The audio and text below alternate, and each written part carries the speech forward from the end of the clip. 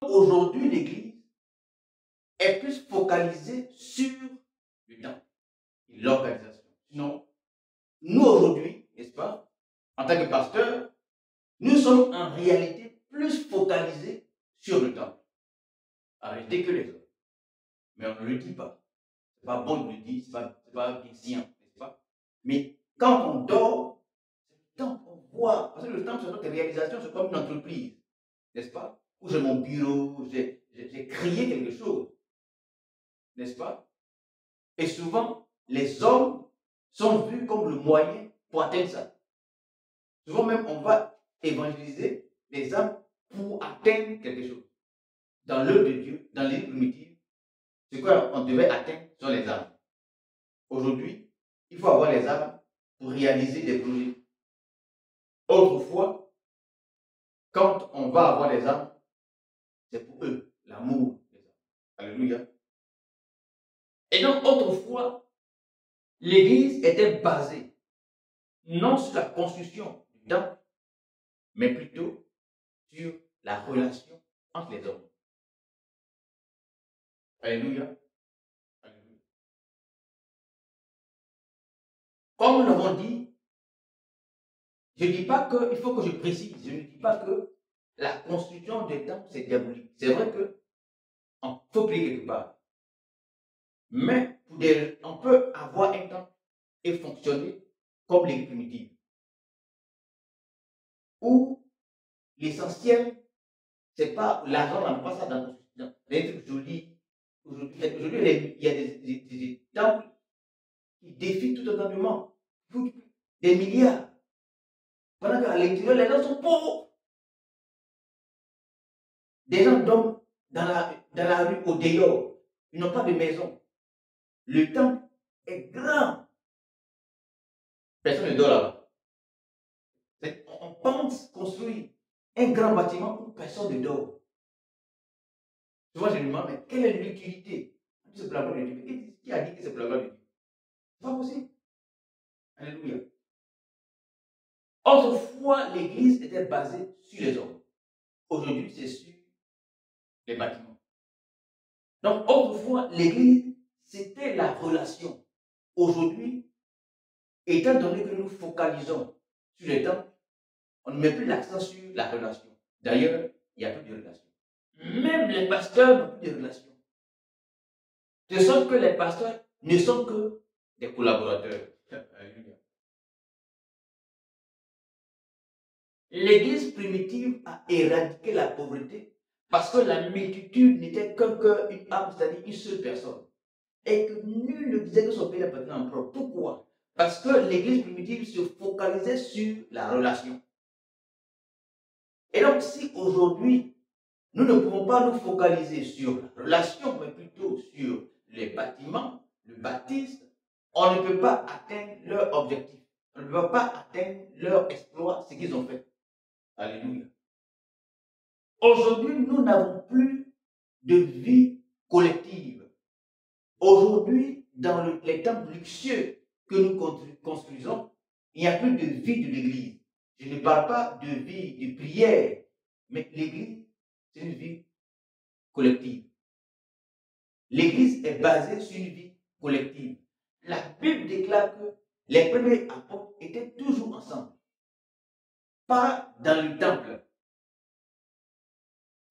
Leur relation était, leur Église était basée sur leur relation.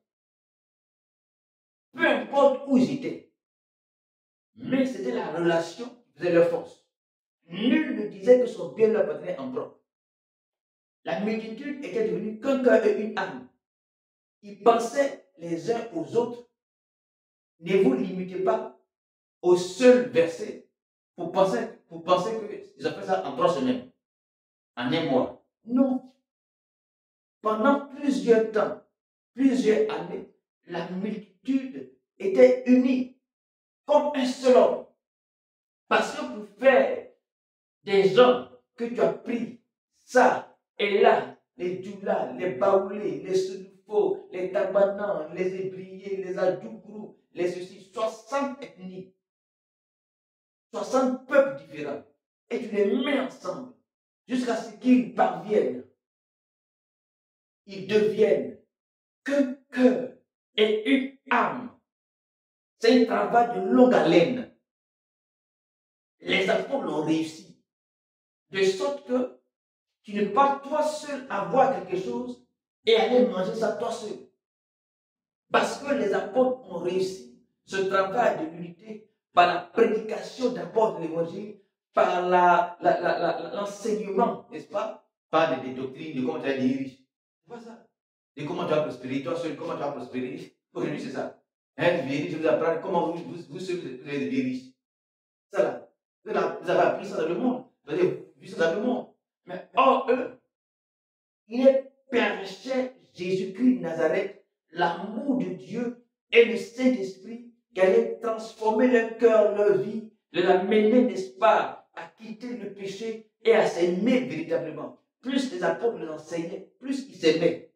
Plus on les enseignait, plus ils s'aimaient. Plus on les enseignait et puis plus ils s'aimaient jusqu'à se parvenir à un seul corps. Alléluia. Un cœur, qu'un cœur, qu'un cœur, qu'un cœur, qu'un cœur et une âme. C'est-à-dire, la multitude, ils avaient un seul cœur et ils avaient une seule âme liée. Ça veut dire que c'est une seule personne. Le plus important dans cette église, c'est la relation. Alléluia. Le plus important, c'est la relation. Aujourd'hui, il n'y a plus de relation. Il y a cellule. Mais est-ce que cellule a ces relations? Moi, j'étais dans un quartier d'Abidjan, Blocos. Plusieurs personnes de ce quartier-là qui sont dans plusieurs communautés, grandes communautés. Et ces communautés ne sont pas forcément dans ce lieu. Et de temps en temps, il y a des cellules de certaines communautés. Alléluia. C'est un village qui devenait quartier d'Abidjan, comme la plupart d'ailleurs des quartiers d'Abidjan. Ce sont des épillés, n'est-ce pas, qui sont autochtones, les populations autochtones. Et donc, ils sont organisés en générations. C'est leur organisation traditionnelle. Alléluia. Et donc, on voit dans ce lieu-là, les jeunes marchaient par catégorie de génération. Ils font tout ensemble et ils sont ensemble. C'est les gens du monde en général, c'est l'organisation traditionnelle. Okay. Nous, on est chrétiens. Nous, on ne marche pas ensemble. Nous, on ne marche pas ensemble. Mais eux, ils marchent ensemble parce que leur organisation est basée sur la relation. Sur les valeurs, sur les relations. Ils sont ensemble. Et ça fait que c'est un peuple téméraire, un peuple uni, qu'il est difficile de vaincre parce qu'ils sont ensemble. Nous, les chrétiens, on est dans les quartiers. Et nous, ceux avec qui on est ensemble là, ce sont les païens. Pourquoi? Parce qu'on n'a pas appris, vécu dans un évangile où la relation est au milieu. C'est le pasteur, puis le temple, et puis les départements. Mais certainement qu'autrefois, dans la vie primitive, il y avait vraiment les départements. Mais ça n'empêchait pas que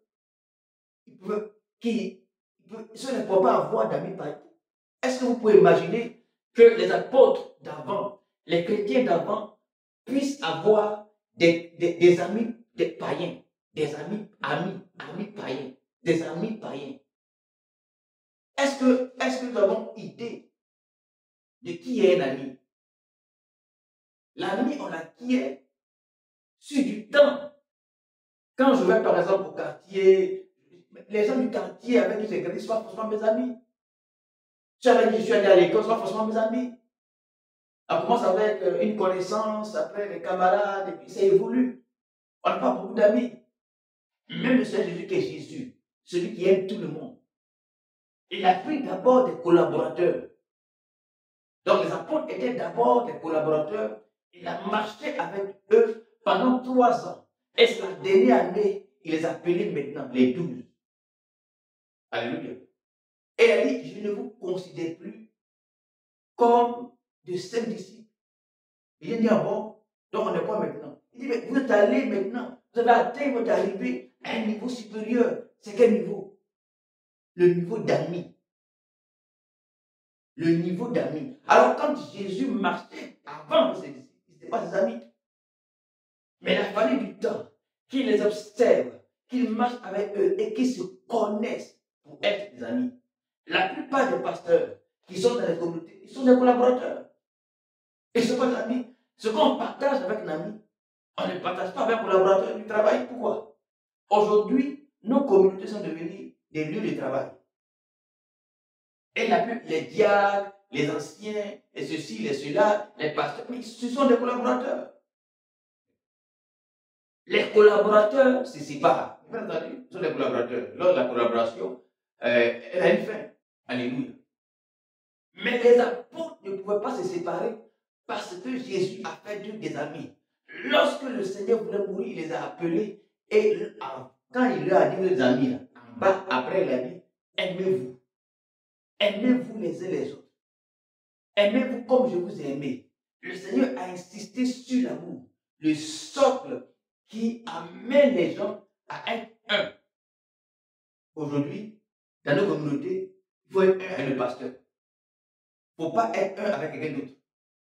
Que tout le monde doit être un avec le pasteur, lui seul. C'est plus en prêche, la loyauté. Il faut être loyal. Écoutez bien les messages sur la loyauté. Dans ces messages de la loyauté, il faut être loyal au pasteur lui seul. Ça là, c'est quelle loyauté? Comment on est dans l'église et on doit être loyal au pasteur lui seul et au pasteur principal lui seul. C'est-à-dire il y a plusieurs pasteurs. Par exemple, il y a 12 pasteurs. Pierre est le bishop. Et le bishop, c'est-à-dire, Jésus appelle 12. N'est-ce pas? Il fait, donc ce sont les 12 apôtres. Ils ont fait tout ensemble, ils marchent ensemble, ils font tout ensemble, n'est-ce pas? Jésus meurt. Après que Jésus soit mort, bon, Pierre prend la place.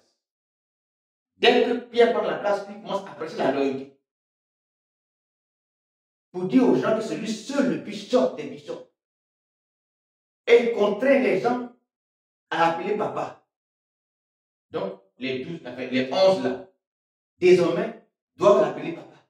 Même s'il y a des gens plus vieux que lui. C'est-à-dire, on est convertis ensemble, on a fait tout ensemble. Un jour, on a fait le ballon ensemble. Avant même 2 jours des païens. Ils ont fait tout ensemble sur les femmes ensemble. Un jour, je l'appelle papa. On dit pourquoi c'est la loyauté, la loi du Père. Je ne dis pas que forcément ces notions-là sont diaboliques, ce n'est pas bon.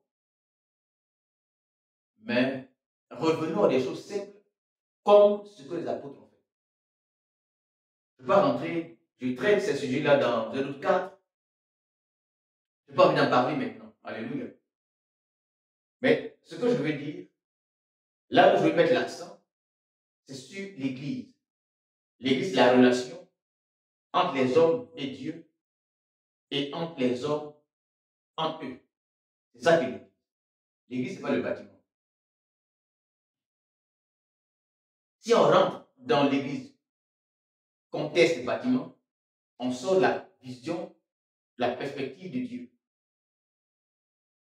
Et donc, l'argent de revenu de l'Église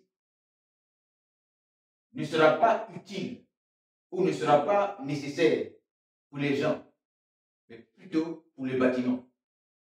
Et les bâtiments, là, il faut s'entretenir. Quand tu vas faire une église de 100 millions, après, il faut entretenir. Et ça coûte beaucoup d'argent. Donc, l'église et les gens du pasteur mobilisent.